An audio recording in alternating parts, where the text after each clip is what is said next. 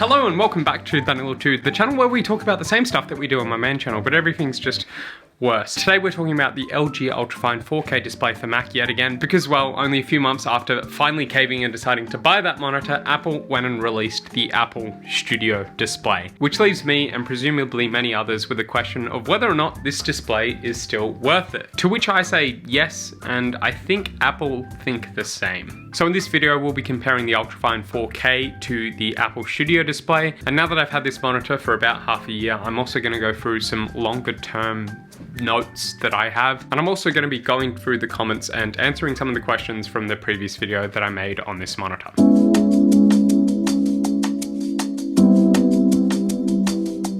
To provide some context, I initially bought this monitor because I was sick and tired of using my 13-inch display as my main display. I just needed more screen real estate and I wanted something that worked seamlessly with macOS and had comparable colors to the display that I was used to. And like I said in my earlier video, at that time there were only 3 displays that met those requirements: the Apple Pro display, the LG UltraFine 5K, and the LG UltraFine 4K, costing accordingly $10,000, $1,900, and $1,000. And of course I ultimately decided on the 4K display because I couldn't afford the Apple Pro display, and I really didn't see the value of getting the 5K display because for one extra K of resolution and for a webcam, you were paying an additional $900, which just didn't add up to me. And that brings us to the present with a Studio display, which is the 4th display to meet those requirements. And essentially it's the 5K UltraFine display, but a whole lot better, built out of metal and glass rather than plastic. And it's got a better webcam, better speakers, better microphones, better little details, though they charge you $3.5 grand for that if you want the nano texture glass, as well as the tilt and height adjustable stand, which is something that in my field at least,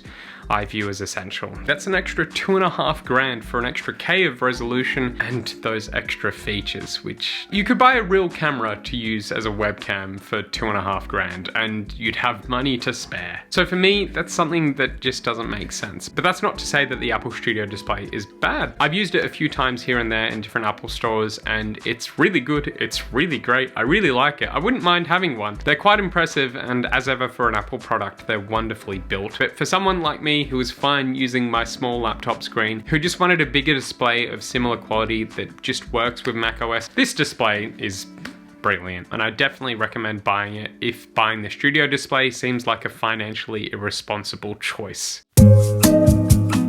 Now moving on to my long-term gripes now that I've had this display for over 6 months. Initially when I got the monitor, I thought not having a webcam would be annoying because I often FaceTime call and have video conference calls, but that hasn't really been a pain. What's been a pain to me is just not having a built-in mic. Every time I want to hop onto Discord or switch a phone call to my laptop, I have to have my AirPods in, or I have to slightly crack open my laptop on the left just to let the mic work, because the mic obviously doesn't work when the clamshell is closed. It's a very small thing and it doesn't get in the way that much, but I think it's worth mentioning. I also still think that these dangling cables here are just annoying and an unnecessary feature of the design. They could have done a little bit more in the way of cable management and just made it look a lot more neater. Even out of focus in a shot like this, it just looks unnecessarily messy, which yet again is a very small thing, but still worth mentioning. And then one other thing that's been a little bit annoying is the fact that the monitor doesn't swivel. It's just got height adjust and tilt, but there's no swivel, which can be a little bit annoying if I want to show people that aren't right in front of the display what I'm looking at. But it's also nice because it keeps the display kind of locked in, so that's kind of positive and a negative at the same time. But yeah, those are the only long-term gripes I have really. I'm really happy with this display still. So yeah, now let's move on to the comments. So the first comment is from James, who says, the only key spec I would like to look into is the color support. How close is it to the MacBook screen? I'd say it's pretty similar. It's very hard to notice the difference. LG designed this display in conjunction with Apple, so comparing it to my original M1 MacBook Pro, it's pretty much the same thing, I think. Pure Glide says they were hoping to see plugging in / disconnecting with the M1 MacBook to see how snappy and reliable it is.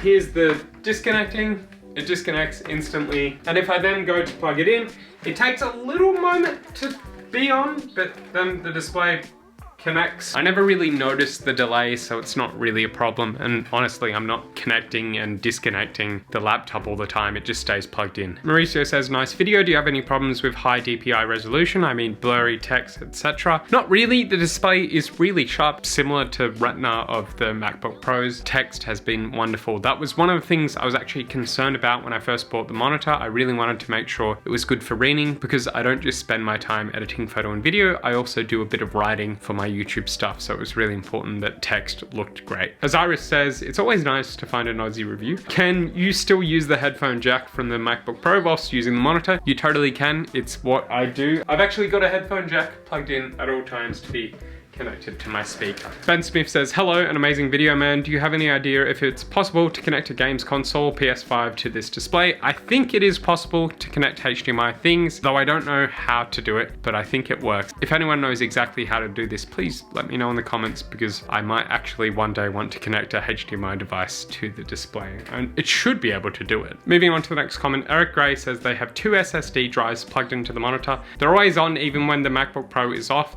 Is there any way to power them down when the monitor and computer are both off? The way I work is I actually have my working SSD plugged into my computer at all times, just in case I have a power loss, because the display runs on my house power and the laptop still has the battery in reserve. And for that reason, I don't really recommend having SSDs and hard drives plugged in. I know SSDs are a bit more tolerable for that, but I still wouldn't risk it with my working files. Maybe in a situations like Eric's, I'd probably use the other Thunderbolt port of the computer just to split it into 2 different connections and keep it connected to the MacBook Pro, just so you have that battery backup, unless you have something like a UPS for power. Brian Lopez Production asks, have you owned the 5K iMac? How's the brightness compared to this LG display? Just placed my order for it, getting it mid-December. So they probably already got it, but for anyone else who is curious, this monitor is really bright. I actually turned the brightness all the way down for this filming, because you can see how the light is actually hitting me, and I've got a pretty strong video light, not that strong though, right here, so it's bright. From my memory of using 5K iMacs, I'd say it's very comparable. Disco Atson says, hey Danilo,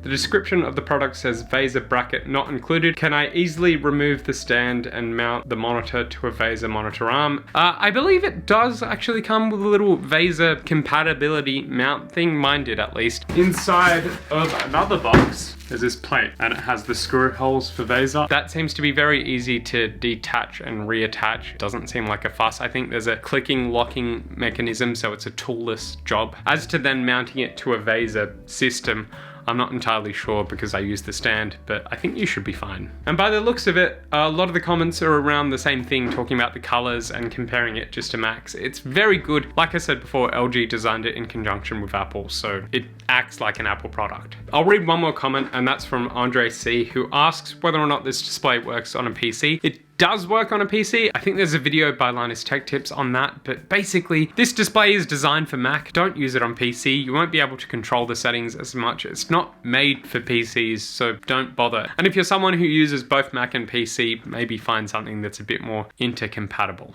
That's my follow-up video on the LG UltraFine display. I think it's definitely still worth it, and so does Apple, because Apple still lists this 4K display on their website. They still sell it in their store. They no longer sell the 5K UltraFine display because it's a direct competitor with Apple's very own Studio display, so that'll be a bit silly. I think you can still buy them, but they're just not sold at Apple anymore. Maybe if the prices drop quite a bit, but the price of this display hasn't dropped, so I don't see why the 5K one would drop. So yeah, I guess that's it. Thank you for watching this video. If you want to see my main channel, there it is. If you want to see more videos like this on this channel, hit the subscribe stuff. There's some videos. I will see you in the next one next week. Weekly videos on this channel about tech and my life and